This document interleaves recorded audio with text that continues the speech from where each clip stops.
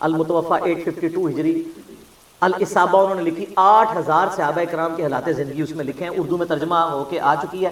آپ اس میں محمد بن ابی بکر کا پڑھ لیں ان کے ساتھ کیا ہوا. حتیٰ کہ صحیح مسلم شریف میں بھی اس کا ذکر موجود ہے. انٹرنیشنل نمبر کے مطابق 4722 اشارتاً صحیح مسلم میں آتا ہے. اما عائشہ سے ایک بندہ مصر سے ملنے کے لیے آیا تو انہوں نے پوچھا ہاں مصر کے حکمران کی کیا حالت ہے, کیونکہ اما عائشہ کے بھائی کو مار کے تو وہاں حضرت معاویہ نے اپنا حکمران لگا دیا تھا اور مصر جو ہے وہ چھین لیا تھا حضرت علی سے. تو ظاہر ہے جو دنیا دار بادشاہ ہوتے ہیں وہ اپنے چمچوں کو نوازتے ہیں. تو ان کا ہمارا جو گورنر ہے وہ تو بہت اچھا ہے, ہمارا خرچہ پانی ختم ہو جائے خرچہ دے دیتا ہے, ہمارا اگر گھوڑا مر جائے نیا گھوڑا خرید کے دے دیتا ہے, اور اگر کوئی غلام مر جائے تو نیا غلام دے دیتا ہے. تو سیدہ عائشہ نے کہا کہ جو کچھ تم لوگوں نے میرے بھائی محمد ابن ابی بکر کے ساتھ کیا, تمہارے اس مصر کے گورنر نے اور اس پارٹی نے, یہ بات مجھے اس چیز سے نہیں روکے گی کہ میں تمہیں رسول اللہ کی ایک حدیث سناؤں جو اسی حجرے میں جہاں تم مجھ سے ملنے آئے ہو. اما عائشہ وہ پردے میں ملا کرتی تھی.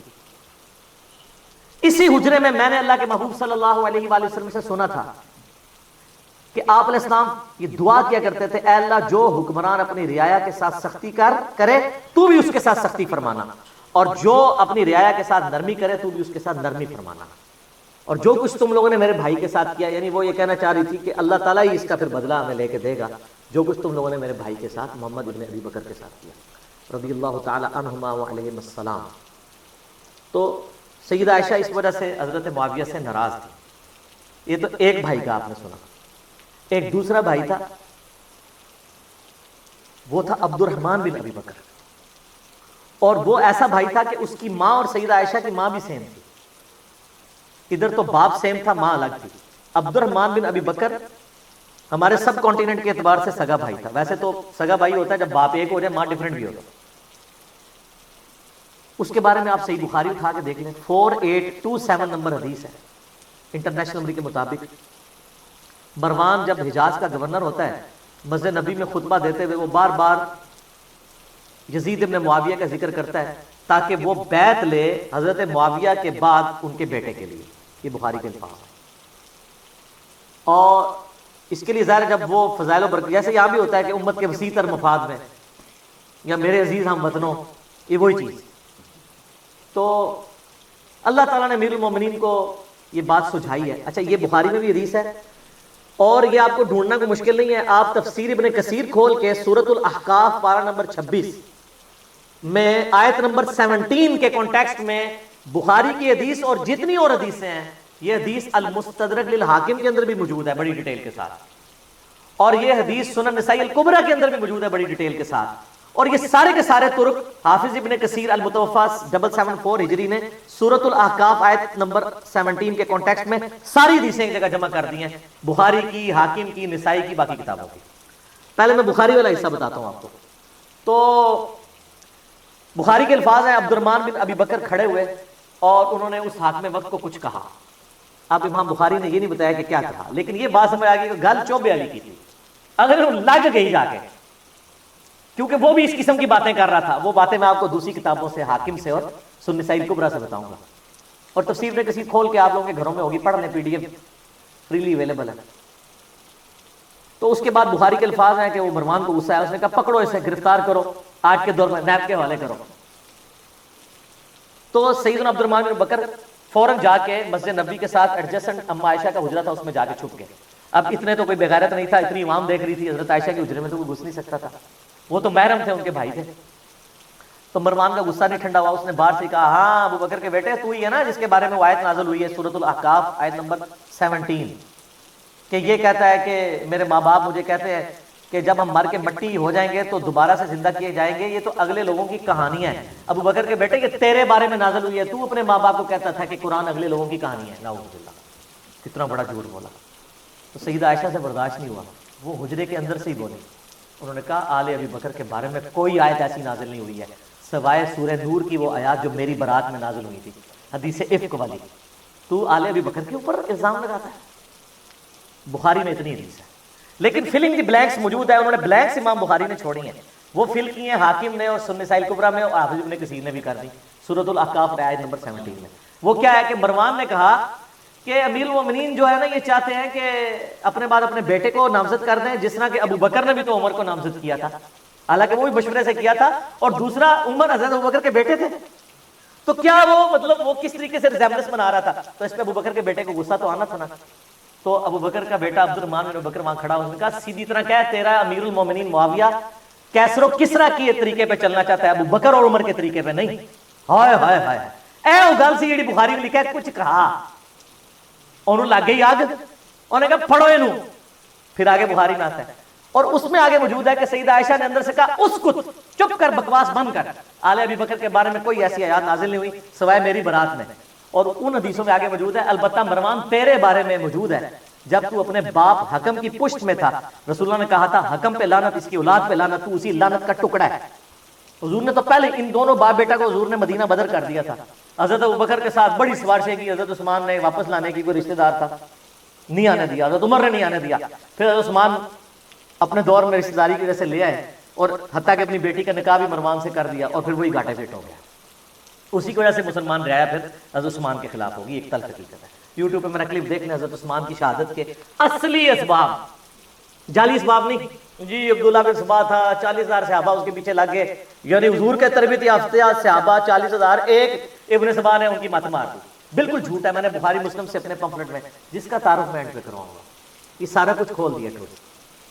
اچھا اب ظاہر ہے جب یہ دشمنی ہو تو آپ کیا سمجھتے ہیں دشمنی ختم ہوتی ہے؟ ساری اہل سنت کی تاریخی کتابیں جن کا میں نے حوالہ دیا ہے اس میں ملتا ہے کہ عبد الرحمن بن ابی بکر پھر جا کے چھپ گئے. کچھ عرصے بعد کسی غار سے ان کی لاش ملی، وہ لاش لا کے پھر مکے میں لا کے دفنایا گیا ان کو قبر کے اندر. اب ظاہر ہے کہ یہ غار میں ایک بندہ چھپا ہو وہاں سے لاش ملے تو نامعلوم افراد، چند نامعلوم افراد میں، اور وہ نامعلوم افراد کون سے ہو سکتے ہیں؟ ظاہر ہے جو اس سسٹم کے بینیفیشری تھے.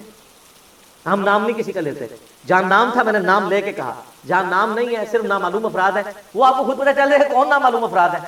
حتیٰ کہ جامعہ ترمذی میں موجود ہے 1055 نمبر حدیث انٹرنیشنل نمبر کے مطابق، اما عائشہ عبد الرحمن بن ابی بکر کی قبر پہ آئیں، روئیں، وہاں پہ آ کے اشعار پڑھے. وہ بڑے دردناک عربی کے اشعار ہیں کہ ایک زمانہ تھا اے میرے بھائی، ہم اکٹھے ایک گھر میں رہتے تھے، ہم نے کبھی سوچا بھی نہیں تھا ہم ایک دوسرے سے کبھی جدا بھی ہوں گے، اور آج یہ حالت ہے کہ ہمیں یہ یاد بھی نہیں کہ ہم دونوں اکٹھے تھے. اور اگر میں تیری موت کے وقت تیرے پاس موجود ہوتی اور ساتھ یہ کفن دفن والا معاملہ کرتی تو میں تیری قبر پہ بھی نہ آتی، کیونکہ تو میری غیر موجودگی میں فوت ہوا ہے اس لیے میں تیری قبر پہ آئی. تو آپ اس پورے سینیریو میں دیکھیں محمد بن بکر کے ساتھ کیا کیا ان لوگوں نے، عبد الرحمن بن ابی بکر کے ساتھ، دو بھائی اما عائشہ کے اس طریقے سے دنیا سے رخصت ہوئے. اس پورے کانٹیکسٹ میں اب آپ کو حدیث سمجھ آئے گی جو مسند امام احمد میں موجود ہے، المستدرک للحاکم کے اندر موجود ہے، اور شعیب آرنوت جو مسند امام احمد کی تحقیم کرنے والے ہیں انہوں نے اس حدیث کو صحیح کہا ہے. امام حاکم نے اس حدیث کو صحیح کہا ہے. بڑی ڈیٹیل حدیث ہے. اس میں آتا ہے کہ حضرت معاویہ اپنے دور میں حضرت عائشہ سے ملنے کے لیے آئے. سیدہ عائشہ نے کہا کہ اے معاویہ تجھے اللہ کا خوف نہیں آتا جو کچھ تو نے حجر ابن عدی اور ان کے ساتھیوں کے ساتھ کیا؟ حجر ابن عدی شیعان علی میں سے تھے، شروع کے مسلمانوں میں سے تھے. ان کو حضرت معاویہ نے ظلماً شہید کروایا. وہ پوری ڈیٹیل آپ کو مستدل حاکم میں ایک پورا چیپٹر ہے حجر ابن عدی کا. وہ سر میری ویڈیوز دیکھ کے امام حاکم نے نہیں، میری پیدائش سے بھی وہ پہلے کا ہے، 1000 سال پہلے. وہ 13 حدیثیں آپ پڑھیں آپ کے آنسو نہیں رکیں گے کس ظلم کے ساتھ حجر ابن عدی کو قتل کروایا گیا. صرف اس بات پہ کہ جمعے کی نماز لیٹ کر دیتے تھے، ممبروں پہ سب و شتم حضرت علی پہ کرتے تھے، یہ مخالفت کرتے تھے. اور اس شخص کی قبر وہاں پہ کھودی گئی جو علاقہ حضرت عمر کے دور میں حجر ابن عدی نے فتح کیا ہوا. اور آخری وقت میں کہا گیا کہ بچت کی ایک صورت ہے کہ حضرت علی پہ لعنت کر دو، چھوڑ دیں گے. ان کا پوری زندگی علی سے عشق کیا. اب موت کو دیکھ کے تو میں حضرت علی کے اوپر سب و شتم کر رہا ہوں. اور کہا 2 نفل پڑھنے کی اجازت دو، اور نفل تیزی سے پڑھے. اور کہا میں نے اس لیے تیزی سے پڑھے تاکہ تمہیں یہ نہ ہو کہ میں موت کو ڈیلے کرنے کے لیے نماز اس طرح پڑھوں. میں نے زندگی میں کبھی اتنی تیز نماز نہیں پڑھی. اور پھر کہا نصیحت کی لوگوں کو. ایران والوں نے حجر ابن عدی کے اوپر، جن کو آپ کہتے ہیں صحابہ کو نہیں مانتے، انہوں نے پوری ایک فلم بنائی ہے حجر ابن عدی کے اوپر، یوٹیوب پہ رکھی ہے اردو ڈبنگ کے ساتھ. تو انہوں نے وہاں پبلک کو وصیت کی کہ مجھے میری انہی بیڑیوں میں اور انہی خون آلود کپڑوں میں دفن کرنا ہے، قیامت والے دن پولیس رات پہ میں معاویہ کا گریبان پکڑوں گا۔ ان کے ساتھی بھی قتل کیے گئے صرف ایک ٹسل کے اندر کے حضرت علی کے سپورٹر کیے۔ اب حجر ابن عدی ان کے ساتھیوں کا جب قتل ہوا، سیدہ عائشہ تو پھر بڑی دکھی تھی اس کی وجہ سے، تو حضرت معاویہ جب ملنے کے لیے آئے، مسند امام احمد اور مسند الحاکم میں موجود ہے، شعیب ارنوت نے کہا حدیث صحیح ہے، کہا معاویہ تجھے کوئی خوف نہیں آیا؟ تو نے حجر ابن عدی اور ان کے ساتھیوں کے ساتھ جو کچھ کیا، اور تجھے ڈر نہیں لگتا کہ میں ایک بندہ مقرر کروں جو چھپ کے تیرے اوپر وار کرے اور تجھے قتل کر دے؟ یعنی حضرت عائشہ کا غصہ کس لیول کا تھا کہ میں گھریلا وار کروا کے تجھے مروا نہ دوں۔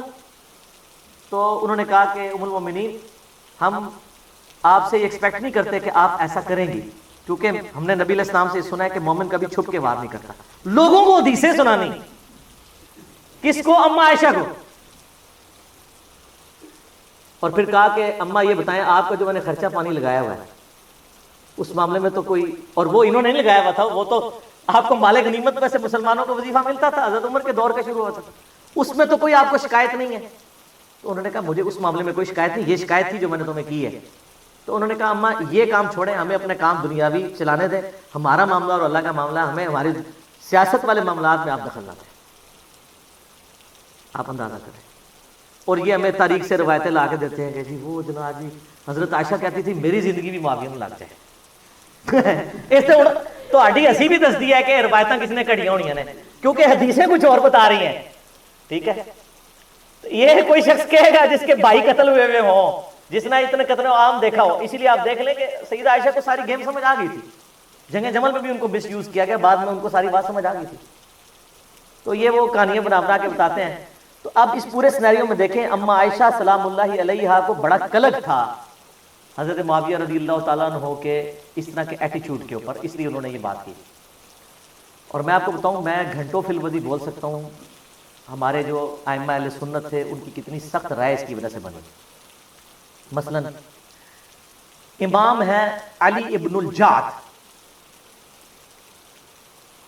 بعض سے ابن الجود پڑھتے ہیں لیکن یہ زبر کے ساتھ، المتوفا 230 ہجری، امام بخاری امام مسلم کے استاد ہیں، صحیح بخاری میں 14 حدیثیں، 14 حدیثیں ان سے، امام احمد بن حنبل کے بھی استاد، امام بخاری کے استاد، ان کی حدیث کی کتاب بھی ہے مسند علی ابن الجود جس طرح کے مسند امام احمد ہے،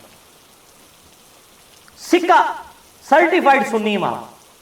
ان کے بارے میں ابن حجر اسقلانی تہذیب التقریب میں صحیح سند کے ساتھ لے کے آئے ہیں، اور شیخ زبیلی زئی صاحب رحمہ اللہ تعالیٰ نے اپنی جو وہ قیام رمضان کی تعداد رکھتوں کی وہ جو کتاب ہے اس میں بھی نقل کیا ہے۔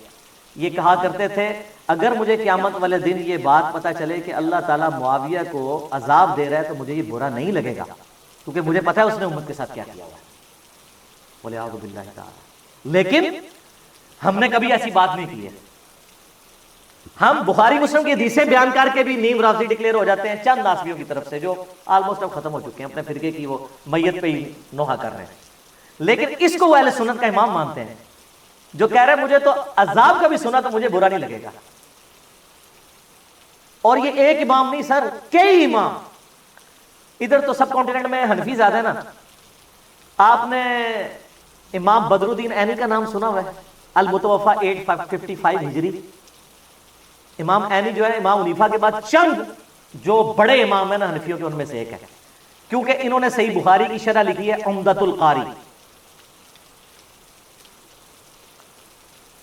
وہ جو عمدۃ القاری ہے نا شرح، اس میں صحیح بخاری کی ایک حدیث ہے انٹرنیشنل نمبر کے مطابق 7083، جہاں وہ جنگ صفین میں عمار بن یاسر کے قتل کے بارے میں ڈسکشن کرتے ہوئے، بخاری مسلم دونوں میں حدیث ہے نا کہ عمار کو ایک باغی جماعت قتل کرے گی، عمار ان کو جنت اور اللہ کی طرف بلائے گا، وہ جماعت دوزخ کی طرف بلائے گی، صحیح بخاری 2812، بڑے سخت الفاظ ہیں۔